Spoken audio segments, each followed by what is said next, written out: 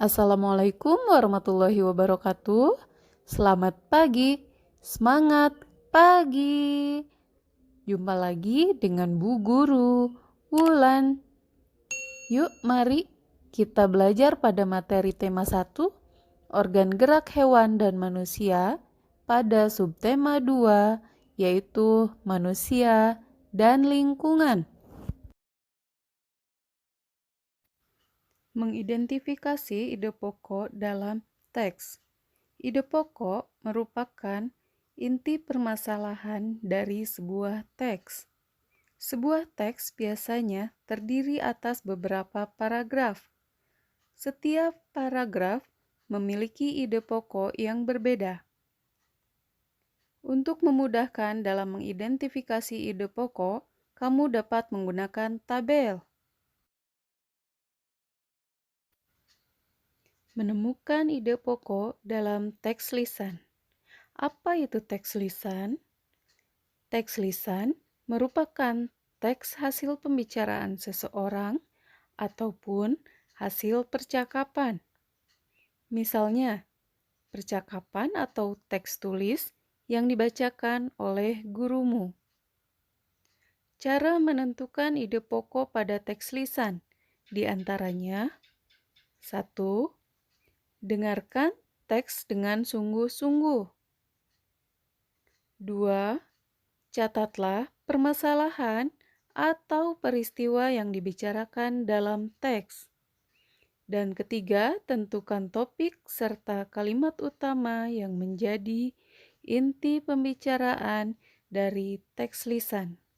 Jadi, cara menentukan ide pokok dengan mendengarkan, mencatat, dan menentukan topik.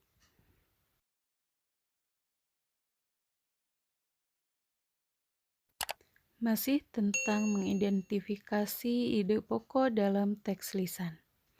Ide pokok merupakan inti pembahasan dari suatu teks. Langkah-langkah yang perlu diperhatikan untuk mengidentifikasi ide pokok dari teks lisan yaitu ada 5, diantaranya mendengarkan, mencatat, kemudian menentukan topik serta kalimat utama.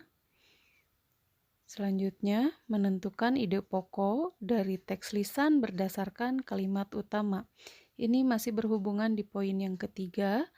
Setelah menentukan ide pokok, kemudian menuliskan setiap ide pokok dari teks yang didengar ke dalam tabel.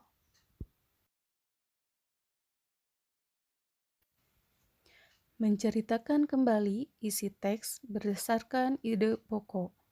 Berikut langkah-langkahnya terdiri dari 6, yaitu 1. Mencatat informasi penting. 2. Membuat ide pokok dari teks yang dibaca atau didengar. 3. Buatlah kalimat utama yang berisi ide pokok. Setelah itu, buatlah beberapa kalimat yang berisi informasi penting. 5. Perhatikan ejaan dan pemilihan kata saat membuat kalimat. Terakhir, susunlah kalimat utama dan kalimat pengembang hingga menjadi teks baru yang urut. Itulah tadi ke-6 langkah menceritakan kembali isi teks berdasarkan ide pokok. Oke, sekian materi Bahasa Indonesia pada subtema 2. Semoga bermanfaat. Sampai berjumpa di materi berikutnya dan jangan lupa untuk like, comment, share, and subscribe.